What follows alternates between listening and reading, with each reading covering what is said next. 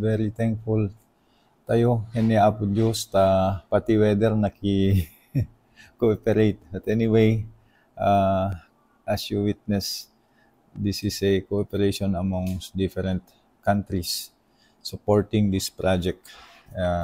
This was, as I have said, in the 1998, the first renewable energy in Southeast Asia, particularly Bangi windmills, was established through the efforts of our then governor, now the president, His Excellency Ferdinand Bongbong Marcos Jr. And now, with the establishment of the solar in the Nueva Era with battery, this will be the first in the country which is embedded.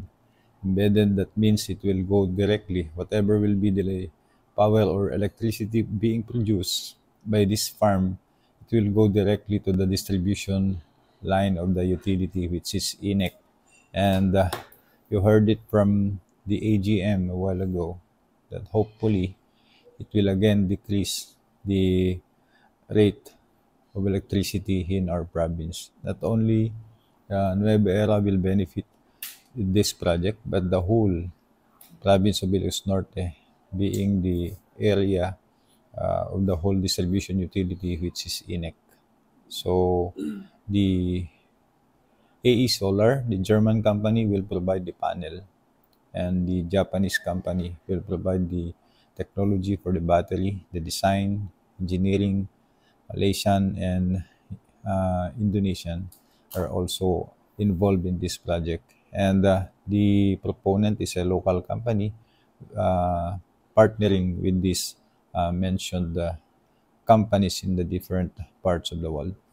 So we're very thankful, and hopefully not only will this project will decrease the cost of electricity in the whole province, but of course, with the indirect benefit, they will be hopefully they will be paying taxes, the real property tax, that will be 40% for the barangay, the host barangay, 30% will go to the municipality, and of course 30% to the province. And with the real property tax,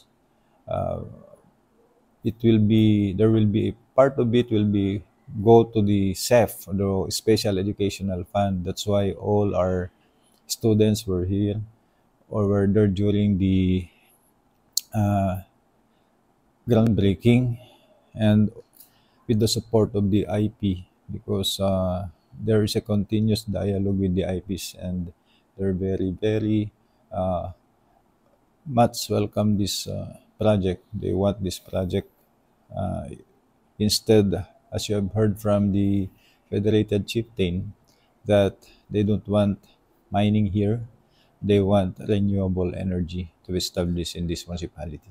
Awan ti counterparty munisipyo, no di lang ti pinang suporta tayo, whatever will be the needed documents or the certifications or the endorsement that they need, then di lang ti inted ti munisipyo.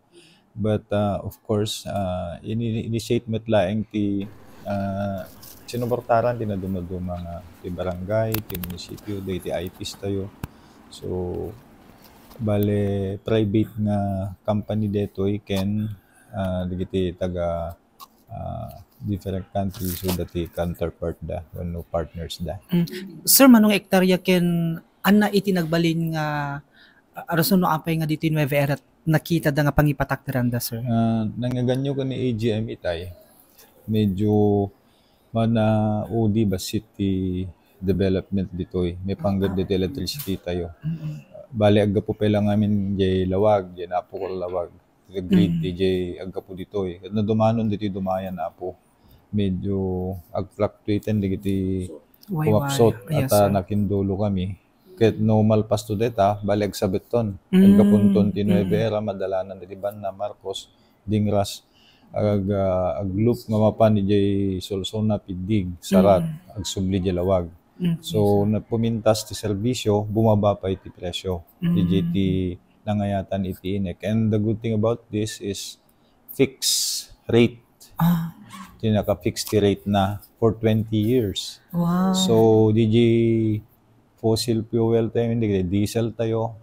Ag depende no nya ti presyo jay ag-fluctuate eh. So ag baba ag nga tubot no ka. So they will i-stabilize na ti presyo tayo. Pumintas pa ti serbisyo iti INEC. Kasi dito proponent bale dapay isupay ti mga rami diti transmission line from Nueva Era Banna to Marcos. Mapapani jay substation ti Marcos. So ma-upgrade DJ sa transmission line ti INEC. So bale ing gastusan na pa yan ti INEC detoy nga project tapno pumintas DJ linya nga gapu iti dumaya. Manong hektarya, sir? 30 hectares detoy. Okay. So kasi na po Diyos nai-endorse ti na dumaduma nga yan siya na dapay isisinan na naiteddan.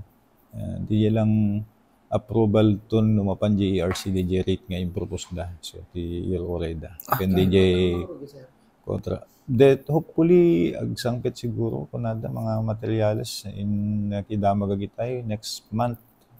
Di DJ mangrugidan ka digitay structure. Ano target na panakalipas na sir? Ti idaw-dawat ti INEC kaditi company ket no mabalin already 50% na lang hopefully by end of this year. Then end of first quarter next year si idaw-dawat ti INEC no dapat nagbalin na 100% nga turnover na. Tingamin napili detoy haming amin nga numabalin din konsultar mit stakeholders tayo especially IPs per barangay nakikonsultar tayo ti manong bulan anmi nga kayat nga magaburan digiti pagtatalunan ni at nga area medyo napansin nyo kabanbantayan Yes, sir. hili isuna hanbat nga agbiag iti high value crops mangga rambutan data te kanayon no kata the grass fire Yes, every sir. summer nga mapupuoran met lang nga idle iso nga deto iti in propose tayo ket na tapno ma-utilize digito nga idle lands nga hamet nga agbiag ti kakaykaywan wenno digiti prutas tayo so nga deto tapno ti nagsasalitaan ti aming stakeholders kang na ti barangay digiti IPs tayo aming nga tao han tayo nga gabgabor iti taltalon nga mabalin nga paggapuan ti panganan tayo so ti nagtutulagan so detoy napintas tapno mausar digitoy nga idle lands tayo.